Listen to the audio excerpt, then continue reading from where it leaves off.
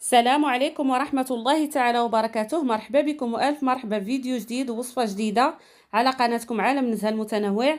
نتمنى نلقاكم هذا الفيديو في أحسن الأحوال وأحسن الظروف وما نقصكم حتى خير، واشكم مبروكة بالصحة والسلامة وباش ما كتمنوا إن شاء الله يا ربي. اليوم إن شاء الله غادي نشارك معكم مملحات عاشوراء ولا قريشلات عاشوراء، كل واحد كيفاش كيسميهم على حسب المناطق. حنا كنقولوا مملحات ديال عاشوراء وخا جاو شويه معطلين. المهم انا درتهم قبل عاشوراء غير ما دركش باش ندير الفيديو نديروا المونتاج. في البدايه كنشكر الناس اللي دخلت عندي جديده، كنقول لكم مرحبا بكم والف مرحبا، شرفتوني ونورتوني بالحضور ديالكم. شكرا لكم بزاف على التعاليق ديالكم الزوينه اللي خليتوا لي وعلى المشاركه ديال الفيديوهات ديالي والمشاهده. شكرا لكم بزاف. وما ننساش المتتبعين ديالي القدام اللي معايا من نهار حليت القناه، كنقول لكم مرحبا بكم والف مرحبا. الدار داركم والقناه قناتكم. ونبداو على بركه الله ونخليكم مع المقادير وطريقه التحضير في نفس الوقت. بالنسبه للمكونات اللي غادي نحتاجو في هذه الوصفه، عندنا هنا 250 غرام ديال الزبده مارغرين، اي نوع عندنا يمكننا نستعملوه.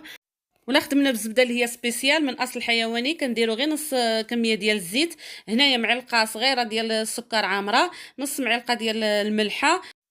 كنخدموا هاد 3 ديال العناصر مع بعضياتهم، الملحه والسكر والزبده. راه دغيا كتخدم معنا الحراره اليوم، الزبده راه دغيا كتخدم. وغادي نضيفوا 3 ديال القطع ديال الجبن المثلث، اي نوعيه عندنا، ولا جبن مربع اللي كان، 3 ديال الفرماجات بالدارجه ديالنا المغربيه. وإلا كان عندنا الجبن ديال الدهن بالبواطه نديروا واحد المعلقه كبيره اللي هي عامره مزيان. هنا كنضيفوا الثوم بودره، معلقه صغيره ديال الثوم بودره. هنا كاس ديال الزيت، عندي هنا مخلط بين زيت نباتيه وزيت الزيتون، واللي ما عندوش يعمل غير زيت نباتيه، ولكن من الاحسن نديروا زيت الزيتون، كتعطي واحد المذاق زوين لهاد المملحات. وإلا ما كانتش عندنا البودره ديال الثوم يمكننا نحكوا غير 2 ضريصات ديال الثومه ونضيفوهم الخليط، ولا نديروا البصله حتى هي بودره، حتى هي كتعطي واحد النكهه زوينه.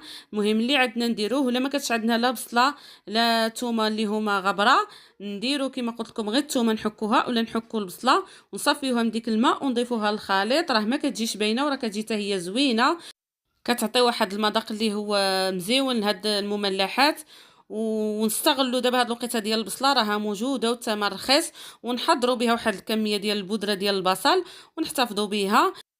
من بعد غادي نضيفوا واحد الياغورت طبيعي، دانون مسوس بدون نكهه، هذا اللي فيه 110 ديال الغرام. من بعد ما خدمنا الزبده والزيت وتجانسونا مع بعضياتهم، عاد زدنا هاد الياغورت وغنخدموه مزيان.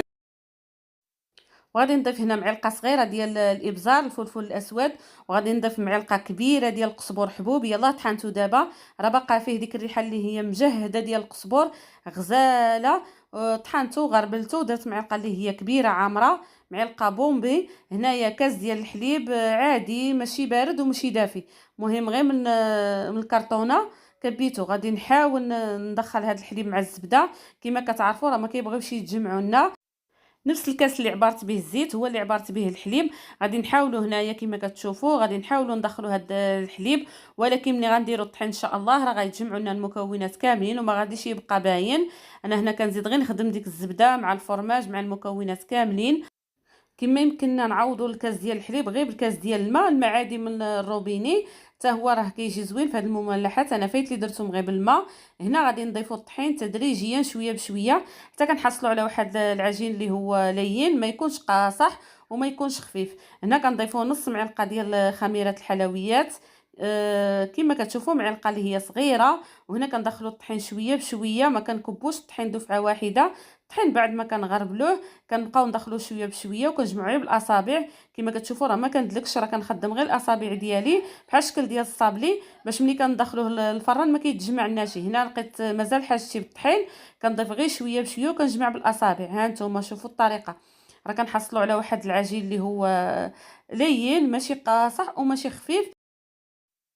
هانتوما شوفوا الشكل ديال العجينه ولا القوام ديال العجينه كيفاش كيكون على هذا الشكل هذا. كما قلت لكم ماشي قاصح وماشي خفيف، حيت عاد غادي نسمو، غادي نضيف له الطحين فيما بعد. هنا غادي ندوز باش نقسمو، انا قسمته هنا غير 3. يمكن لكم تقسموه على 6 على 8 على 7 على حساب اللي بغيتو. تقسموا الكويرات شحال ما بغيتو تخرجوا منه ديال الاشكال وديال المذاقات. انا قسمته هنا غير 3، درت 3 ديال ديال المنكهات. هانتوما غادي تشوفوهم معايا. الاساس هو العجينه. ملي كتوصلوا لهاد المرحله هذه كتبقى اختياريه، نسموا باللي بغيتو، وعدد الاشكال كتبقى حتى هي اختياريه. هنا درت 3 ديال الكويرات، غادي ندوز نسم كل وحده على حده. هنا كما كتشوفوا معايا البنات، بالنسبه للكره الاولى درت لها هنا معلقه كبيره ديال العطريه ديال اللحم ولا العطريه ديال الكفته، ومعلقه صغيره ديال التحميره ولا البابريكا، غير باش كتعطينا ديك اللوين اللي هو احمر لهاد المملحات. كنضيف شويه ديال الطحين وكنحاول ندخل ديك الدقيق وديك العطريه غير بالاصابع. نحاولوا ما ندلكوش هاد العجينه باش ما تعوجش. كما قلت لكم غادي نلويوها هنا في السلوفان ونخليوها ترتاح وندوزو الكريه الثانيه. بالنسبه للكره الثانيه انا هنايا نسمتها غير بالزعتر بوحديتو، اكتفيت بالتنسيم اللي درت في الاول بالقزبر يابس، وزدت هنايا غير الزعتر، حكيته على هذا الشكل هذا تقريبا واحد المعلقه اللي هي كبيره عامره، وضفت شويه ديال الدقيق. غادي نحاول ندخل ديك الزعتر والدقيق حتى كنحصلوا على واحد الخليط اللي هو متجانس، وندير حتى هاد الكويره هذه في واحد البلاستيك غذائي ونخليها ترتاح مع الكويره الاولى، وندوزو باش نسمو الكويره الثالثه. بالنسبه للتنسيم كل واحد ينسم باش ما بغى واللي متوفر. انا هنايا الكويره الثالثه غادي ندير لها واحد المعلقه كبيره هنايا ديال التوابل ديال الحوت، وغادي نضيف معلقه صغيره ديال التحميره، وغادي نضيف هنا الهريسه. مهم الهريسه ولا الحار كتبقى اختياري، كاين اللي كيعجبو كاين اللي ما كيعجبوش. المهم كما قلت لكم التنسيم كيبقى اختياري. الاساس كما قلت لكم في الاول هي العجينه، ونحصلوا على العجينه ومن بعد كل واحد ينسم باللي بغى بالمذاقات اللي كيبغي وداكشي اللي عنده متوفر في البيت ديالو. يمكننا نسمو بالزيتون كحال حتى هو كيجي زوين، نطحنوه ونضيفوه للعجين ونديرو معاه شويه الزعتر كيجي زوين، ولا الزيتون الخضر هذاك اللي كيتباع مقطع حتى هو نطحنوه ونضيفوه للعجين. المهم اي حاجه عندكم اي حاجه متوفره عندكم ديروها. هنايا غادي ندير الكويرات كاملين على جنب باش ندوز نخدم بهم. انا هنا ما غاديش نخدم واقفه، غادي نخدم كما قلت لكم على الطبله حيت كميه اللي هي كبيره تبارك الله.